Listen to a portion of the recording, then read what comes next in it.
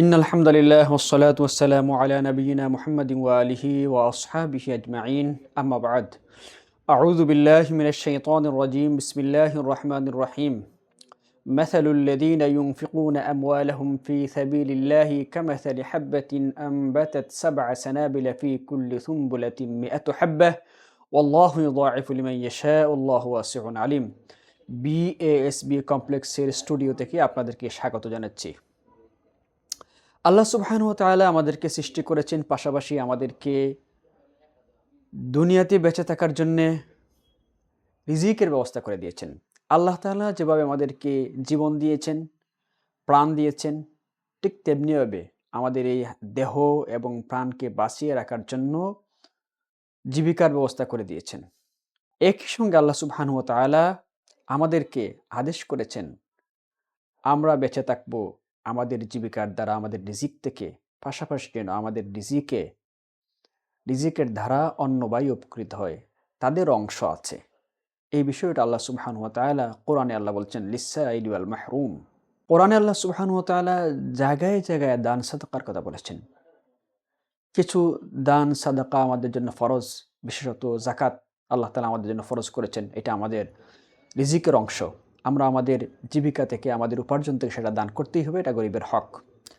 এছাড়া কিছু সাদাকা আছে যেটা হচ্ছে নফল। কোরআনে এবং হাদিসে উভয় জায়গায় আল্লাহ সুবহানাহু ওয়া তাআলা এবং রাসূলুল্লাহ সাল্লাল্লাহু আলাইহি ওয়াসাল্লাম আমাদেরকে উৎসাহিত করেছেন, দান সাদাকার ফজিলত বর্ণনা করেছেন, উৎসাহিত করেছেন আমাদেরকে বিভিন্ন জায়গায়।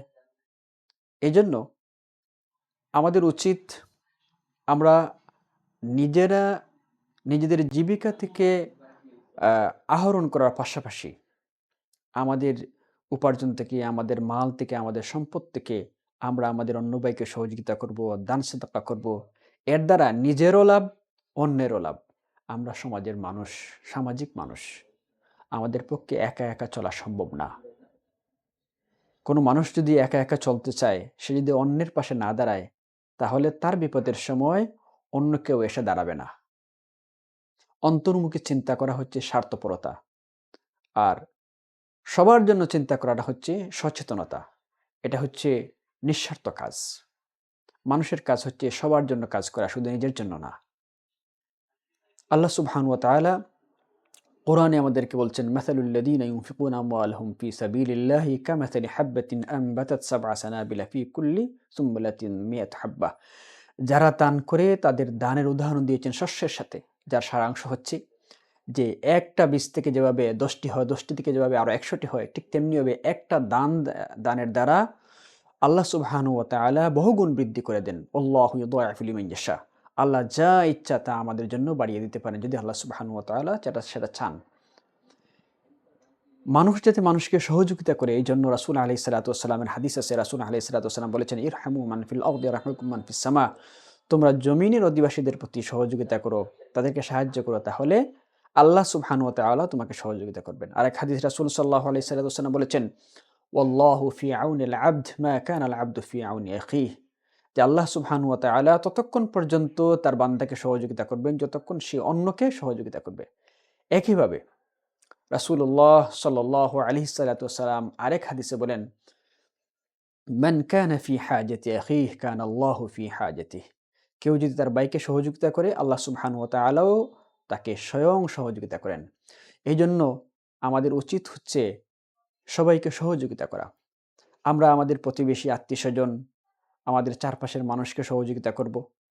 কিন্তু বর্তমান সময়ে সবচেয়ে বেশি প্রয়োজন যেই জায়গা, সেটা হচ্ছে একটি ভূখণ্ড, যেখানে মানুষ রাতের পর রাত, দিনের পর দিন মানুষ না খেয়ে থাকছে, উপোস করছে। আমরা 3 বেলা পেট পুরে খাচ্ছি, কিন্তু একটি ভূখণ্ডের মানুষ এক মুঠো খাবারের জন্য হাহাকার করছে। শতাব্দীর সবচেয়ে ভয়াবহ গণহত্যা যাদের উপর চালানো হয়েছে, যারা অনেকেই সন্তান হারিয়েছেন, মাতা হারিয়েছেন, পিতা হারিয়েছেন, অঙ্গহানি হয়েছে যাদের মাথা গোঁজার ঠাঁই নেই, যারা খোলা আকাশের নিচে মাসের পর মাস অতিক্রম করছেন, সেই গাজাবাসী মানুষের জন্য আমাদের করার আছে। সেটা আমাদের ইমানি দায়িত্ব, মানবিক দায়িত্ব, নৈতিক দায়িত্ব। সকল দায়িত্বের দিক থেকে সবার আগে যারা আমাদের কাছে পায়, যাদের হক আমাদের কাছে বেশি, যাদেরকে দান করা আমাদের সবচেয়ে বেশি দায়িত্ব, সেটা হচ্ছে গাজার মুসলমান ভাইয়েরা। তারা হচ্ছেন মুসলমান, উম্মতে মুহাম্মাদী সাল্লাল্লাহু আলাইহি ওয়াসাল্লাম আল্লাহর বান্দা। আমরা এক, আমাদের একই দেহ, একই দেহ। আমাদের উচিত সবার আগে গাজার মুসলমানদের পাশে দাঁড়ানো।